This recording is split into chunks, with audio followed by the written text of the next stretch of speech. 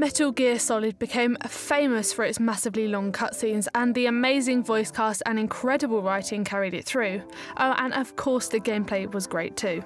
The last of the 1990s had a bunch of stealth games like Thief and Tenchu, but MGS took it to the next level. Hideo Kojima was ready to invite you not only to a game, but a cinematic experience. Minecraft let your imagination run rife. Essentially a building blocks game, Notch's creation has no end game, but it's just a place of endless creativity and discovery. This no rules, no limitations concept spread across the gaming world as Minecraft became ridiculously popular, and devs out there, of course, wish to imitate that success. We can thank Donkey Kong for Mario, and we can also thank it for being one of the forerunners to the platform genre with some great run and jump mechanics.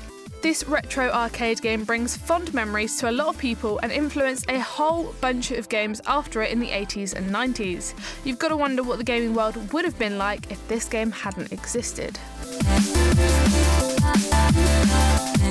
So I've gone for Final Fantasy VII, and I expect you to argue with me about it, but my argument is that it's when Final Fantasy came to PlayStation. They came from Nintendo to Sony for the first time ever with its many discs, which told you you were in for a good run.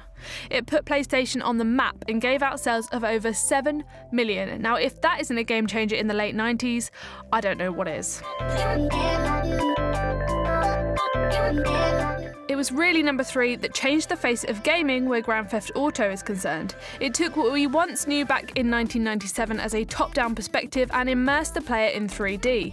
Open world became a thing, and a thing that was just as important to the game as the main storyline and campaign. And not only that, it made playing a bad guy who was actually a hero really fun. The amount of people that play World of Warcraft is ridiculous. They prove that as long as you get the chemistry right, you can bring in a whole world of new players and keep the game striving like they have for 10 years. One of my favourite episodes of South Park was even about the game. It may not be the flavour of the month, year, whatever anymore, but it has certainly shown that games can go for that mass appeal. From an afterthought in Donkey Kong as Jumpman to one of the most recognisable characters in gaming, Super Mario is obviously going to be in this list. I'm picking Super Mario 64 because even though the games previous were gold, this one really mixed up and introduced itself to 3D platforming. Granted, it wasn't technically the first to do this in the genre, but it definitely swung the spotlight onto it. Mario changed a lot more of gaming than that though. It's been massively influential, and Nintendo, we thank you for it.